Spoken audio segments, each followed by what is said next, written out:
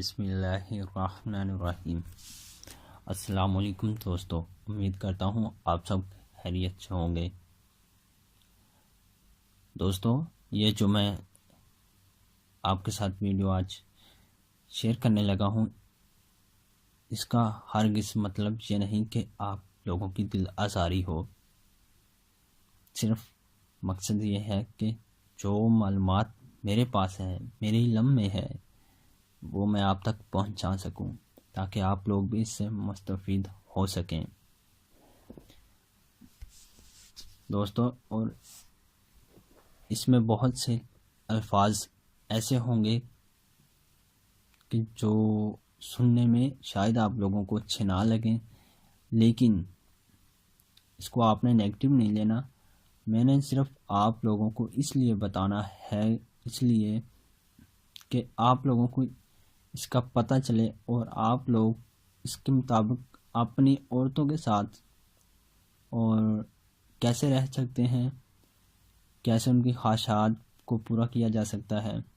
یہ ساری چیزیں اگر آپ اس ویڈیو کو غور سے سنیں گے تو آپ کو اس سے پتہ چل جائے گا، آپ کا ایک جو مائنڈ ہے وہ کلیئر ہو جائے گا کہ ہمیں اپنی عورت کے ساتھ کس طرح کہ ازدواجی تعلقات قائم رکھنے چاہیے اور ان کی خواہشات کو کیسے پورا کیا جا سکتا ہے۔ ٹاپک شروع کرنے سے پہلے جن لوگوں نے میرے چینل کو سبسکرائب نہیں کیا وہ سبسکرائب کر لیں تاکہ میرے آنے والی تمام ویڈیوز ان کو مل سکیں۔ چلیں دوستوں، شروع کرتے ہیں۔ یہ تقریباً 15-20 پوائنٹ ہوں گے، تو بار بار آپ کو بتانا بھی ایک دو اس طرح اچھا نہیں ہوگا۔ میں ویسے ہی بولتا جاؤں گا، ویسے ہی آپ نے بس سنتے جانا ہے، آپ کو سمجھ آتی جائے گی۔ چلیں جی، نمبر 1 سے شروع کرتے ہیں ہم۔ عورت جس قدر کشیدہ قامت یعنی لمبے قد والی ہوگی، اس کی اندام نہانی کا سوراخ اسی قدر طویل ہوگا۔ دوسرے الفاظ میں، اس عورت کا رحم، جسے ہم یوٹرس بھی بولتے ہیں، زیادہ قریب ہوتا ہے اور مرد ایسی مستورات کو جلدی خشک کرنے میں کامیاب ہو سکتا ہے۔ مزے کی بات یہ ہے کہ ایسی عورتیں عاشق مزاج بھی ہوتی ہیں۔ جس عورت کا پست قد ہوتا ہے یعنی کہ چھوٹا قد ہوتا ہے، اس کی شرمگاہ اسی قدر طویل ہوتی ہے یعنی یوٹرس نسبتاً دور ہوتی ہے، اور چھوٹے عضو والا مرد ایسی عورت کو مشکل سے ہی خشک کرتا ہے۔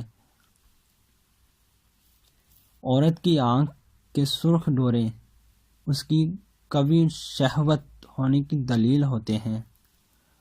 ملوب الشہوت مستورات میں دلی محبت کا مادہ نام کا بھی نہیں ہوتا۔ جس عورت کی گردن چھوٹی ہو، ہاتھ کی ہتھیلی پر زیادہ لکیریں ہوں، گردن چپٹی ہو اور پتلی ہو، پستانوں کا درمیانی فاصلہ زیادہ ہو، درمیانی انگلیاں بڑی ہوں، بات چیت کرتے وقت رخساروں میں گڑے پڑے، ایسی عورت منحوس اور قابل احتراز ہوتی ہے۔ دوستو، یہ جو میں نے ابھی آپ کو بتایا اس کا اللہ بہتر جانتا ہے، لیکن جو میں نے پڑھا اس کے مطابق آپ کو میں بتا رہا ہوں۔ اچھا جی، آگے چلتے ہیں۔ جس عورت کا رنگ خوبصورت اور قد چھوٹا، بدن موٹا ہو، نازک مزاج ہو، خاوند کے لیے مفید ہوتی ہیں۔ شہوت کا جذبہ بھی اس میں کم ہوتا ہے، مگر خاوند کی جائز خوشی میں اسے کوئی اعتراض بھی نہیں ہوتا۔ جس قدر عورت میں رشک کا مادہ ہوتا ہے، محبت کا درجہ اسی نسبت سے زیادہ ہوتا ہے۔ جس عورت کے منہ کے داہنے کا زیادہ پھیلاؤ ہو، اس کی شرمگاہ کی فراخی کی دلیل ہے۔ جس عورت کا رنگ خوبصورت ہو، آنکھوں میں سرخ ڈورے ہوں، ناک چھوٹی اور آواز دھیمی ہو۔ وہ نیک محبت، نیک بخت اور صاحب اولاد اور خاوند سے محبت کرنے والی ہوتی ہیں۔ جو عورت اپنا چہرہ اور جسم چھپائے رکھے وہ وفادار اور نیک کردار ہوتی ہیں۔ جو عورت ہنس مکھ ہو اور خوبصورت ہو، آنکھیں سرخ رکھتی ہوں، ناک چھوٹی اور آواز دھیمی ہو، صاحب اولاد ہوتی ہیں۔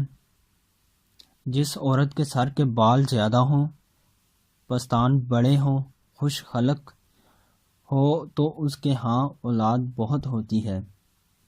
جو عورت زور سے بولے، کھل کھلا کر ہنسے، بار بار انگڑائیاں لے، اپنا بدن اور زیورات بار بار شوہر کو دکھائے، غصہ نہ ہو، ایسی عورت خاوند سے سچی محبت کرنے والی اور نیک ہوتی ہے۔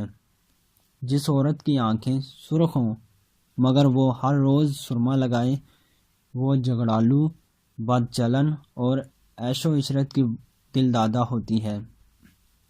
جس عورت کے پستان، گردن اور پاؤں لمبے ہوں، اس کے لیے دونوں پاؤں کی انگلیاں اٹھی رہیں، یا جس عورت کی انگلیوں کے درمیان کی جگہ چوڑی ہو، پاؤں کی انگلیاں زمین پر نہ لگیں، وہ بد قسمت ہوتی ہیں۔ اس کے لیے شوہر کی سرپرستی سے بھی جلدی محروم ہو جانے کا احتمال ہوتا ہے۔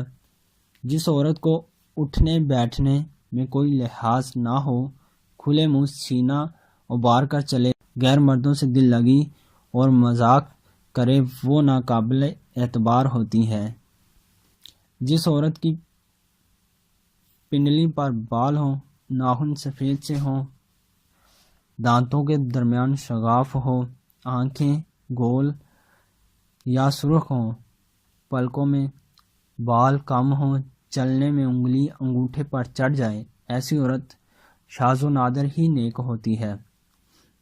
جس عورت کی کمر گوشت سے خالی ہو، ہاتھوں میں لکیریں بہت ہوں، گردن چھوٹی پتلی اور چپٹی ہو، ہونٹ سیاہ مگر تالو سفید ہو، انگلیاں خمدار ہوں، ٹانگ پر نشان ہو اور آنکھ چھوٹی ہو، پیٹ اونچا اور بڑا ہو، تو ایسی عورت کے حیض کا خون سیاہ یا تانبے کے رنگ کا ہوتا ہے۔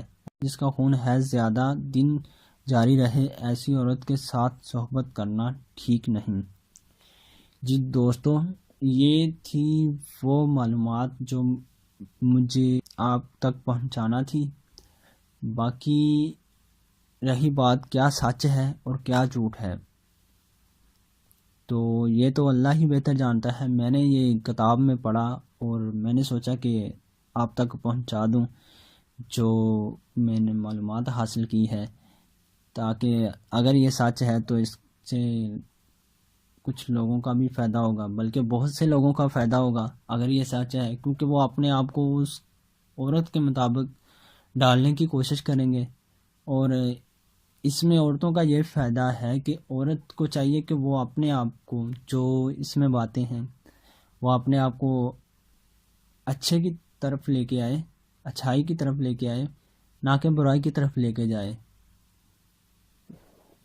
اگر کسی دوست کی، کسی مرد، کسی عورت، کسی بہن کی میری وجہ سے، میرے الفاظ کی وجہ سے دل آزاری ہو تو میں معذرت خواہ ہوں۔ آخر میں جن دوستوں نے میرا چینل ابھی تک سبسکرائب نہیں کیا وہ جلدی سے میرے چینل کو سبسکرائب کر لیں اور ساتھ میں بیل آئیکن کو بھی دبا دیجئے تاکہ میری آنے والی تمام کی تمام ویڈیوز آپ کو مل سکیں۔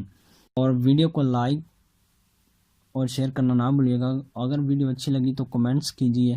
اگر آپ چاہتے ہیں کہ میں کسی اور ٹاپک پہ ویڈیو بناؤں تو آپ مجھے کمنٹس کر سکتے ہیں، تو میں انشاءاللہ کوشش کروں گا کہ آپ کو جلد از جلد اس ٹاپک پہ ویڈیو بنا کے دوں، اور ٹاپک میڈیکل کے حوالے سے ہی ہو۔